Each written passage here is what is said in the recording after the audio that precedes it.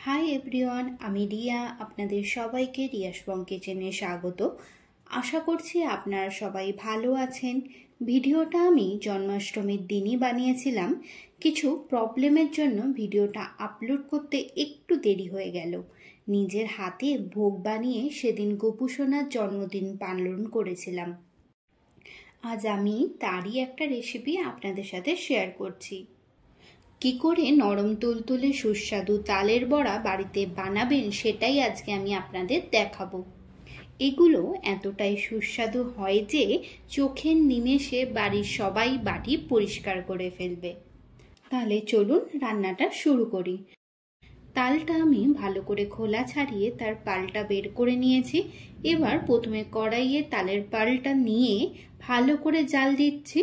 ভালো করে জাল দিয়ে রাখলে তালের পাল 1 সপ্তাহ স্টোর করতে পারবেন।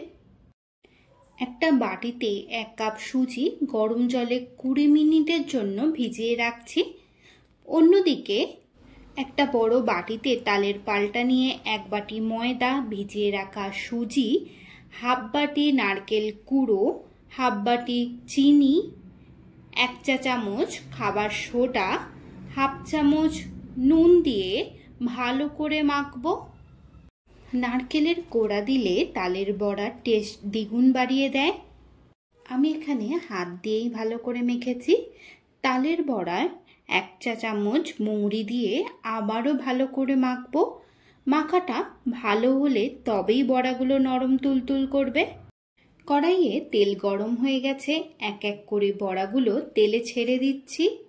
আমি গোপু সোনার জন্য আলাদা কড়াইয়ে ভেজে নিয়ে বাকিটা এই কড়াইয়ে ভাজলাম। আঁচটা পুরো মিডিয়ামে রাখতে হবে, নইলে বড়াগুলো ভেতর থেকে কাঁচা থেকে যাবে।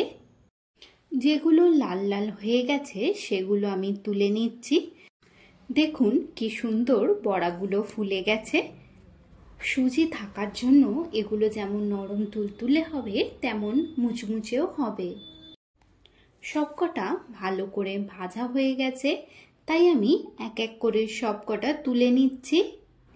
গোপু সোনার ফেভারিট তালের বড়া রেডি। একবার আমি যেরকমভাবে বললাম সেরকমভাবে বানিয়ে দেখুন। গোপু সোনার কেন, আপনাদেরও এটা ফেভারিট হয়ে যাবে। সেদিন গোপু সোনার পুজো আমি নিজেই করেছিলাম। বানিয়েছিলাম লুচি, আলু ভাজা, পটল ভাজা, বেগুন ভাজা, সুজি, তালের বড়া আর মালপোয়া।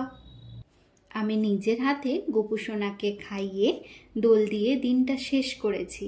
ভিডিওটা ভালো লাগলে লাইক অ্যান্ড শেয়ার করবেন, সাবস্ক্রাইব করতে ভুলবেন না। ধন্যবাদ।